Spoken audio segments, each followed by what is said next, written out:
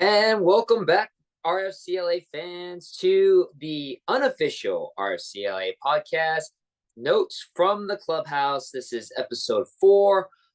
We got a lot of exciting stuff in this episode, packed full of some great information on your favorite MLR squad, the only pro rugby squad in Los Angeles, RFCLA. I was able to talk to a lot of the boys from the squad. You'll have a lot of fun things to hear. And of course, we'll be talking about our amazing tri-field game with Old Glory DC that happened at Wallace Annenberg Stadium. By the way, if you have not yet been able to come out to the beautiful Wallace Annenberg Stadium on the campus of UCLA, and you're in the LA area, I don't know why you wouldn't. It is, as some people say, some of the best 2 hours you can possibly do on a weekend in Los Angeles. That's saying a lot, because if you're native to LA, you know there's so much to do, but rugby is definitely an amazing experience, especially if you can watch it live, especially if you could see the RFCLA squad do their thing. So again, come on out. Ticket information, again, you can get any of your tickets, and they're running a great deal right now. A 4-pack tickets, a 4-game pack of tickets for the last 4 games of the season, regular season, and that includes our Cali Cup game at the end of this month, which also includes a doubleheader with the USA national women's team taking on the Japanese national women's team. It's very rare to be able to see national rugby in LA. We don't always get the either men or women's sides to play, but we'll be able to see the women's side here in LA at the end of the month against the Japan national team. So that will be, of course, an awesome game. Plus, it's going to be at the after the Cali Cup as RFCLA takes on San Diego. So a full day of rugby at a top level of competition. You can't miss it. Again, it's part of a 4-game pack with a bunch of the other games for the rest of the season. All that information at www.rugbyfcla.com for all that ticket information. Now, as we move forward, let's talk about that, as I said before, that tri-field game that just took place here at Wallace Annenberg Stadium against Old Glory DC. Score 54-44. It was a really, really fun game to watch, a little bit of a nail biter, but your RFCLA squad was able to overcome a bunch of penalties, which we'll talk about, of course, but we're able to get the win. And it is the very first time in franchise history that RFCLA has been able to string together 3 wins in a row. So congratulations to the boys. A fun fact, and we'll mention this, this is the third highest, the score line of 54-44, 98 points total, is the third highest scoring game in the history of Major League Rugby. Not on the RFCLA team history, but the history of Major League Rugby for the last 8 years. This is the third highest scoring game ever. I want to point out, as it comes up on here, if you haven't seen MLR stats, it's on Instagram. Check them out. Follow them. If you love stats like I do, and you're a huge stat head, this is a site for everything you need to know stat-wise when it comes to Major League Rugby. Also, too, the National Rugby Database, NARDB.com, is the website that James Dealey, who runs MLR Stats, also you can follow him on the Twitter, or X as they're called now.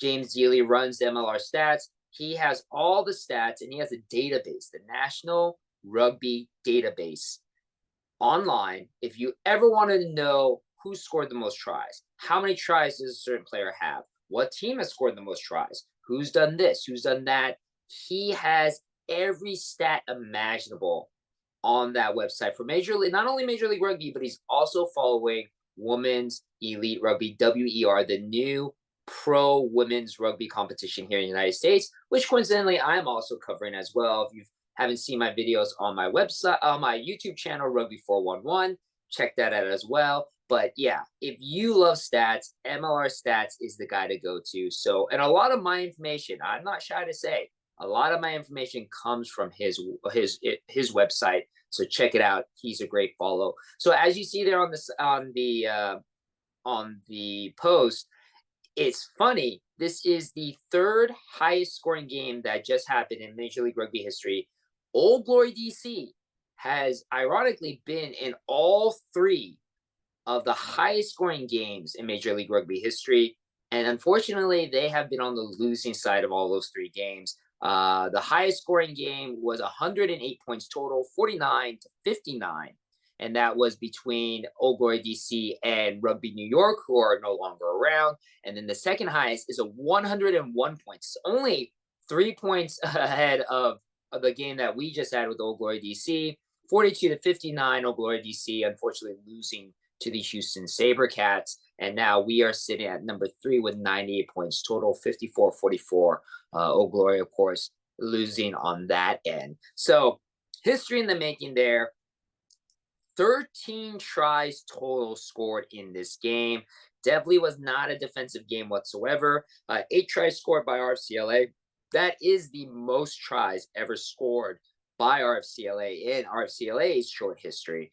And though we do have to put a little caveat on it, one of the tries that RFCLA scored was a penalty try. 2 of the tries scored by Old Glory DC was a penalty try as well. For those of you who are new to rugby, what a penalty try is so if a try was to be scored, and say, for example, and I'll use a great example as the one that actually happened in the RFCLA game. Later in the game, there was a grubber kick, where there was actually a kick. The ball was kicked by RFCLA down towards the goal, the try zone of Old Glory DC. I forgot which of the RFCLA players was chasing down the ball, but he was way ahead of the Old Glory player, had the opportunity to possibly pick up the ball and down it as a try. Right before he was able to do it, though, the Old Glory DC player grabbed his arm to pull him away from the ball, preventing the RFCLA player from putting the ball down to touch, and instead the ball went out into the dead zone. It went out of bounds. Now, if that Old Glory player did not touch the RFCLA player, theoretically, the RFCLA player could have scored, and that would have been a try.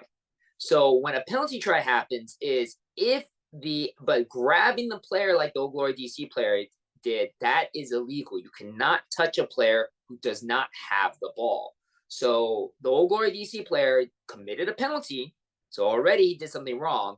But if he didn't do that, if a try was to be successfully scored, because the penalty didn't happen, then the referee is allowed to give that team a penalty try. They're allowed to award the try. And the kicker is this. There's 2 things that also really help with a penalty try. One, you do not have to take the conversion. The penalty try is an automatic 7 points compared to the 5 points. There's no conversion needed. And then 2, because it is a yellow card penalty, the other team does suffer a yellow card. So Old Glory DC loses a player after that penalty try. So penalty tries are huge. You don't want to give up penalty tries. And unfortunately, Old Glory gave up 1, and even more unfortunately for RFCLA, we gave up 2. One of them, unfortunately, was a Gonzalo Perchano penalty try where he actually knocked a player out of bounds who could have scored a try, but because he got knocked out of bounds in an unsafe manner, again, the try could have been scored, but because it was done illegally to prevent the try from scoring, Old Glory DC gets the penalty try, gets the try, and LA gets a yellow card to Gonzalo Perchano. So that's how penalty tries work, if you are unfamiliar with that. So going back, a lot of tries were scored. I do want to give a shout out to Ed Timpson, one of our young RFCLA players, who got 2 tries in this game. He got a brace, and he is now sitting with 4 tries, tied with Gonzalo Bertrano as the highest try scorers of the RFCLA squad. Both Gonzalo and Ed are tied with like 8 other people for the second most tries scored this season so far, just behind Joe Amano and Mac Jones, who only have 5. So Ed Tipson having a great year. Again, lots of our players are having phenomenal years. I want to also mention that what was great about this game, despite all the try scorings and everything, was that the depth. I've talked about this, and I want to talk about it again because there is such a huge point about it, and it came out in this game. The depth that RFCLA has now this season compared to last season is immense. At one swoop moment in this game, you had coming off of the bench Jason Dahm, Ben Strang, Matt Heaton, and Reece MacDonald, who finally made his first appearance in an RFCLA jersey. I'll talk about him a little bit more later on. You have 4 players who potentially should be starters actually coming off of the bench. That's how stacked our roster is. And all 4 of those players made huge changes in momentum because they had a lot of energy. They were fresh. Everybody else have already been beaten up for at least an hour into this game. And you have 4 players who technically should be starters coming in at the most pivotal points of the game where everybody's tired and things really do make a difference because time is running out. So it is huge. And I feel that is going to be huge for us as a squad going on later in the season to be able to be confident in knowing that, hey, if our starters are getting beat up, if people are getting tired, we do have people on the bench that we know can easily come and change the game. And as I mentioned before, Reece MacDonald is one of those people. Now, before I talk about Reece a little bit more, I do again have to mention about all the penalties that were committed by LA. We are still the highest penalized team in the conference, in the whole league. We have 3 yellow cards, 3 red cards, 11 yellow cards, 14 cards total so far this season, by far more than any other team. We got lucky that Old Glory also had a lot of penalties in this game as well, but that's definitely something that's going to really haunt us in the future, and it's something we really do need to stress to make up for. But and again, also too, you look at a very talented kicker that Old Glory has, like Jason Robertson, and we'll talk about this when we talk about our next game with Houston. Jason Robertson had a great day on the pitch. He was 5 for 5 off of the tee, 18 points that he contributed just by himself, just by kicking off the tee. 3 of those kicks off the tees were penalty goals. That's 9 points that he was able to contribute by himself because we allowed him to get those penalty kicks. Most teams, if you don't have a reliable kicker, you commit a penalty, they're not going to kick for the post. They're going to try to kick to the touch zone and then try to score with a try on the pitch. With a team like Old Glory and a team like Houston, if you allow them, if you give them penalties, they're going to take the points. That's 3 easy points that they can rack up. And Jason Robertson was able to rack up 9 of those points. And again, we only won by 10 points. Those 9 really do make a difference. So we really do got to be careful about those penalties. Now, with all that said and done, a win is still a win. 3 wins in a row for RFCLA, first time ever. And a huge contributor to that is the man who our unofficial group felt was the man of the match. First time done in RFCLA jersey. We've been waiting forever. Reece MacDonald, if you've not heard about him, very talented New Zealander who was a New England Free Jack. He's actually won 2 titles with New England, and he was also last year's back of the year. I was able to award him our unofficial man of the match, and here's that clip right now. All right, we are here with our man of the match, Reece MacDonald. A great game, a win over a very tough Old Glory DC. Reece, it's great to finally have you on the pitch. How you feeling, brother? Yeah, pretty good. It's been a long 6 months to get into this position with my shoulder, so glad to be here in sunny LA and playing some running footy. Now, let's talk about why we picked you as the man of the match.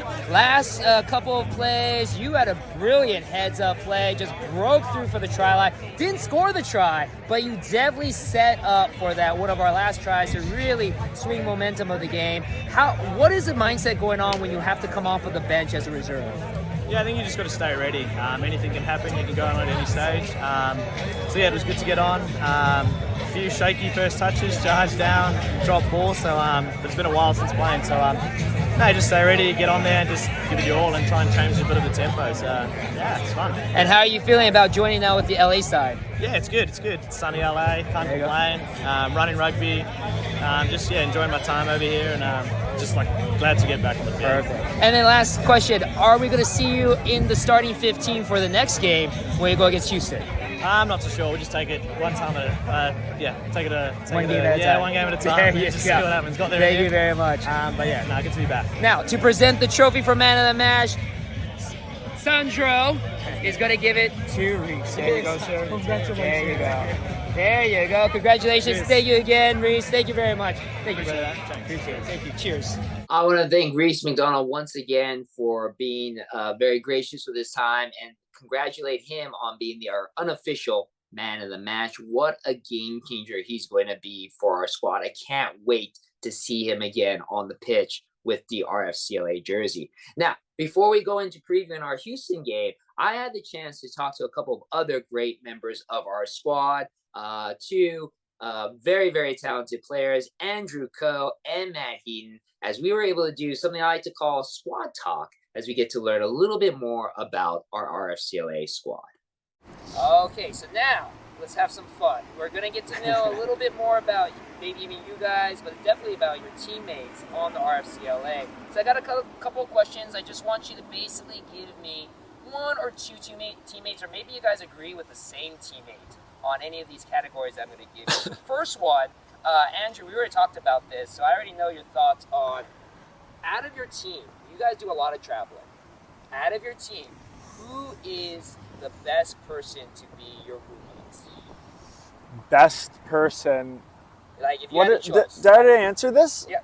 Do I remember what I said? Well, you didn't say who's your best. You definitely said who you didn't want to be. Yeah, I know. And for Matt, it was anybody that's a forward or the big backs. Yeah, I know. I snore. Yeah, you can hear me through the wall. Oh yeah. I actually bring earplugs for my roommates, and I always offer them because I wear nasal strips. I sit up. I try and let them fall asleep first. I've got a whole. Because I'm very aware of it, but there's nothing I can do. This thing's been broken so many times. Thing just doesn't work. Yeah. So the answer to who's the loudest snorer would probably be Matt. I'm up there. Lincoln's up there. I think. We got a couple.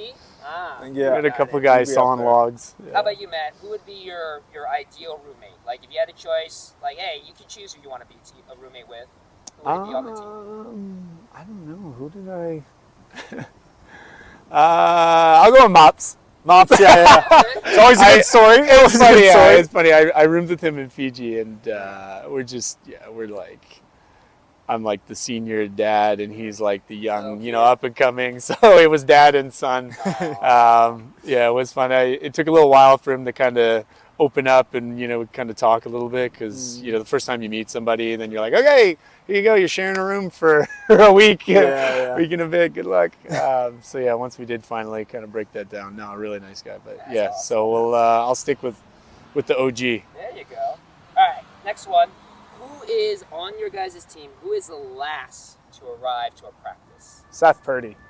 Wow. Seth is always late. How about you, Matt? I mean, it depends on what the training session is, because I might have to nominate myself. If it's a gym session, I'm rolling straight in like 5 minutes before, and I'm ready to go. I don't need to be there too early. But other than that, I don't know. We haven't had too many guys late. No, we didn't have late. Now then, on the opposite, who is the first to arrive, or who might even arrive early to practice? Who do I see? Who did I see this morning? I saw Jason here first thing this morning. Jace was here. It was fun. Today was a funny day, actually, because on the drive in, we literally all passed each other. Yeah. So whoever's first just drives faster. Right. Yeah, especially with this traffic. Yeah, it was funny. I was like, British Columbia plates, that's Coe. Yeah. And then I was like, there's Strange. Everyone's in the Camrys. Everyone's ripping the Camrys. We all have the same car. It's funny. Yeah, so I was like, there's the next batch of boys. But yeah, I think, Jace is only old guys, because they need an extra couple minutes to get warmed up. No, I get that. Yeah. There you go. I get Next that. one. If I was going to give you $1 million. And the criteria is this. You had to text, and I would say call, but we know no one talks Nobody anymore calls on the anymore, phone. yeah. But you had to text a teammate, and I'll give you $1 million if that teammate responds back in 1 minute. Who would you do? Who would you text to guarantee you get $1 million? They would respond back within a minute. Who's always on their phone? I'm thinking on the group chat, who's the most active? Taz is Probably pretty Taz. active. I think, Taz I is think pretty active Taz. on there. I think Taz is pretty. I The can see notifications are on. Yeah, definitely. Yeah, definitely. Definitely. I'm hit and miss. If I'm on my phone, I'll get back to you. If not, I'm gonna look at that. Now, of course, let's flip it. If I were to give you $1 million, you had to text a teammate, and they cannot text you back within the day. Who would you text? So basically, a person who never texts you guys back. Jack Shaw. Really? I've tried to text him so many times. We have a group chat, me, Jack Shaw, and Seth. And the amount of times I text in there and just get crickets. Just nothing coming back. Weeds back. That's good. I'm trying to think. I mean, I'm pretty bad some days. Yeah. Well, you, Matt? I might be me. You're on daddy I'm on duty, dad though. time, so Yeah. sometimes things get pushed on the back burner, and I don't ever go back to them. Congratulations again on the birthday Thanks. of your kid Yeah. last year. That's Thank you. pretty Yeah, awesome. I appreciate that. Okay, next one. Out of all your teammates, who is the one that's down for anything? Like, you guys, hey, we got to go take a trip down to maybe Tijuana, or we got to go We've got this. do something. We've got the same one. Who? Galore. I was thinking the same. Who? You went? Yeah, Dizzy. Yeah, I think It's gotta be Dizzy. I think it would be Dizzy. It's got to be Dizzy. Dane Zander? Dane Zander, yeah. I think it would be he Dane seems like a Zander. guy. He seems like a guy. Yuri might be up there low key. Yuri's sneaky. Oh, okay. As in, like, he's Zander? quiet. Yeah, Okay. as in, like, you wouldn't, yeah. Like, he'd low-key be down with it. Like, you'd go, hey. Yeah, yeah. if we were like, hey, guys, Yeah. we'll go, he'd be like, yeah, you know. He's usually a yes guy. He wouldn't, says yeah, yes to he wouldn't be things. like, we're going to Tijuana. He'd be like, That all would right, be sick. Dane. Yeah, that would be Dane. That'd be Dane. That'd That'd be be Dane, Dane, like, come on, boys, we're going to Tijuana. Yeah. Yuri would probably be a little bit more, I'll meet you guys there. Yeah. He'd be already down there and be like, hey, what are you guys doing? Yeah. All right, next one. We'll go with this one first. If you were stranded on a desert island for at least like a month, Yeah. and you had to be with one teammate for that month, who would it be? Let's go for it. Let's get off this island. Yeah, together. Together? Yeah, we'll do it. Yeah, we'll do it. Yeah, we'll I do it. like that. I like that. Stick together. Be with pretty it. I chill. like that. Yeah, We might stay on the island. Yeah, just you know what? live out our days. Everybody might want to come visit us actually on the Yeah, island exactly. by the time we're done with it. I like it.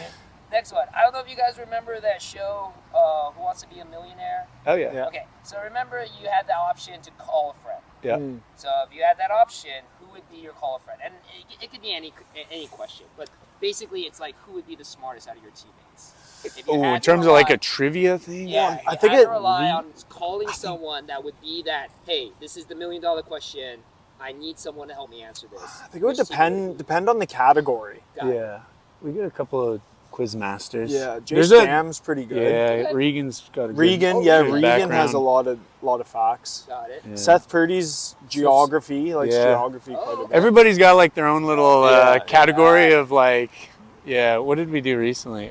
We've got we've got mini teams inside the team. So you split the group into 4, and then it just creates a little bit of some competitive inner squad kind of just for fun stuff. Right. But it's an easy way to split up the group. But anyway, we had a bit of a trivia game the other week, and it was pretty interesting. I mean, the trivia game was designed that you don't know the answer; you just have to make an educated guess. Sure. But I mean, I got a lot out of my group just listening to how people's brains work about breaking down a problem. So there's definitely some guys who are very intelligent in some categories, and some guys who have don't have a Scooby-Doo 100%. about it. Yeah. 100%. Well, it's good to know because eventually I'm gonna try to do more of that. Yeah. As content. Oh, awesome. So definitely like to Yeah. some people that be good, and maybe even purposely some people that be bad on that one. Oh, big time. We got a lot of those. Yeah. We got a lot of Alright, those. Let's get in with our last one. Now, Matt, I think I already kind of know your answer on this one, but I'll ask both of you. on the team, what teammate would you not want to take a tackle from? And I know, Matt, you're not afraid of anybody. But, Andrew, is there anybody on the team you would not want to take a tackle from? Paddy Beattie's a bit of a unit. He's big. I tried to tackle him once, and that did not go well for me. Yeah, he's Regan hits pretty hard. Regan hits pretty hard, Regan too. hits hard. Honestly, honestly, Semi's a pretty hard hitter. Semi would be up there. Any of the type 5. Mikey hits hard. Yeah, Mikey's a big dude. How about you, Matt? I know, Matt, again. I'm just running an imaginary, like a simulation of a run it straight with everybody. Yeah. Like, Yeah, who's gonna cut me in two here? Liu's a pretty big boy. Yeah, when he gets his feet in and his shoulders, he's a big boy. Yeah. Who got me good the other day? We do a lot of like extra contact work, just holding bags and getting hit and things like that. And there was somebody the other day who I was like messing around with them, and I said, "I'm gonna run it straight," and they got me good. It might have been Will Leonard actually. Will Leonard hits hard. He's pretty dense, and when he steps into it, there's a lot of power behind it.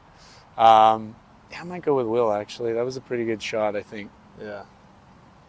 Yeah, I can get behind that one. Yeah, that's good. Like I said, I always get in front. I might not come out on top. But. I love it.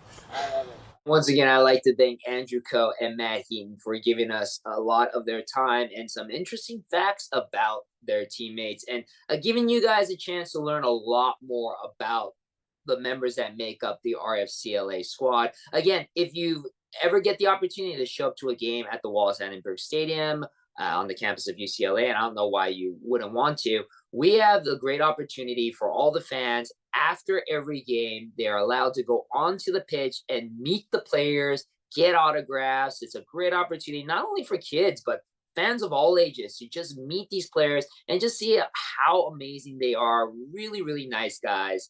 And just it's a great chance to really get to know the guys that are just doing an amazing job representing RFCLA. Now, before we start to talk about our next match with the Houston SaberCats, I also had a great opportunity to talk to another phenomenal member of our squad, Jurie Van Vuuren, who has been able to overcome a serious Achilles injury from last season to finally get onto the pitch. He's been phenomenal contributing onto the pitch. I picked his brain a little bit to talk about our upcoming match with a very dangerous Houston SaberCats squad. Game coming up this weekend. It's an away game. You guys are taking the flight over to Houston. Now, again, Houston was one of those games that we've already played at home, and it was a kind of a weird game because we were up, 21-8 or something in the first half. Everything was looking great, and then the second half all of a sudden just completely fell apart. What is, if you can reveal anything, I don't want you giving away any secrets or anything, but what is the approach the boys and the coaching staff are having with this game going over to Houston?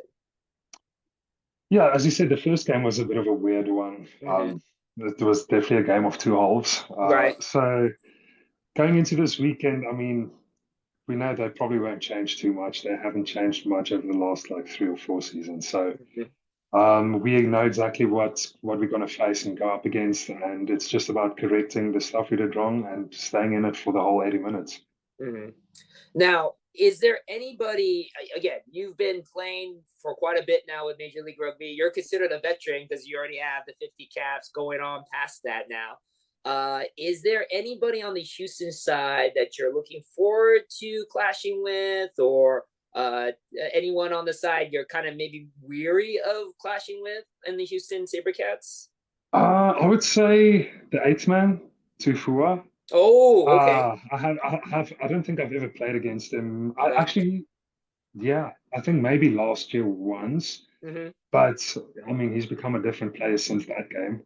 Sure. And so, yeah, I'm looking forward to going up against him toe to toe. I've been looking forward to it. Unfortunately, didn't get the opportunity in the first game they played over here, but luckily I'm going to get an opportunity this weekend, so I'm looking forward to that. There you go. Is there anybody, I've spoken again to some of your teammates, sometimes you guys do kind of focus on certain players of teams, especially players that have been pretty hot.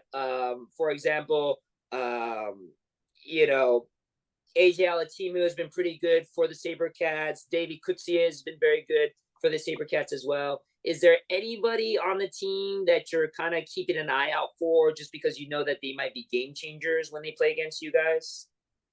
I mean, we will get games where we might focus a bit more on individual guys, but this weekend everyone's got a target on their back, so no one special. Everyone's a target this weekend. I want to thank Jurie Van Vuuren for his time. And again, he brings up a lot of really interesting points about the Houston SaberCats and a little bit of a peek into the mindset of what the team looks towards or focuses on as they prepare for an away match against a very, very tough Houston SaberCats squad. And speaking of which, let's talk about that game. That game is happening tomorrow, April 5th on Saturday. It's a 5 p.m. Pacific Standard Time kickoff for us, 7 p.m. local at the Houston SaberCats Stadium in Houston. This is the starting lineup that has been pulled up. So LA, we've already played against Houston. Unfortunately, we lost to them in week number 2. As Jurie mentioned, a game of 2 halves. We were up 21-8, I believe, in the first half and just got completely blown away in the second half. If you look at the roster of this Houston SaberCats team, not a lot of changes, really. So this is very similar to the squad that faced up at Wallace Annenberg. This is also very similar to the squad that just beat the once undefeated San Diego Legion. Granted, that game was in Houston, and this game that's coming up with against us at RFCLA is going to be in Houston. So Houston does have that home pitch advantage, which is a real thing. So it is not going to be an easy task for LA to go into Houston to beat this squad. Again, as mentioned, Jurie picked out the number 8 man, Sam Tuifua, who's been having a great season. I also like to point out Seth Smith, number 2, the hooker, the Viking. If you've never seen Seth Smith, good Lord, just watch the TV. You'll notice him immediately. He's the big, I guarantee you, he will be the biggest and widest dude on the pitch. There's a reason why his name is the Viking. He looks like one. And the scary thing is, I think he just turned 20. He was 19. He is in the history books right now as the youngest player to ever score a try in Major League Rugby history. He did that last season. He is a phenomenal young talent, a future Eagles player all the way, as long as he stays healthy. But he is definitely a kid that RFCLA is going to have to keep their eyes on. And another one, number 6, Emmanuel Albert. He was one of the first college draftees to get 50 caps under his belt. He's also a Rudy Schultz winner, who, if you don't know what that is basically the equivalent of the Heisman Trophy Award given to the most talented male rugby player in college. Emmanuel Albert is a Rudy Schultz Award winner, as well as, again, the very first collegiate draft player to get 50 caps. So he has been a huge contributor to the Houston SaberCat organization. And of course, you got to watch out for the number 10, Davy Kutsia. Right now, I have him as the highest scoring player of the year so far. He is clutch off of the pitch, off of the tee.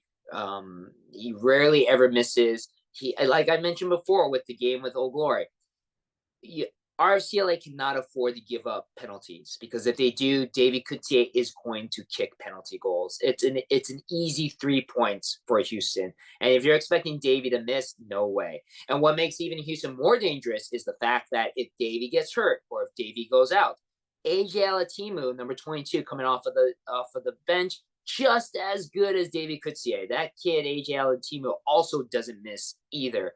So RFCLA cannot afford to give up silly penalties, because Houston will score points on that. And even though it's just 3 points, those points do add up, and it can make the game get away from RFCLA very, very quickly.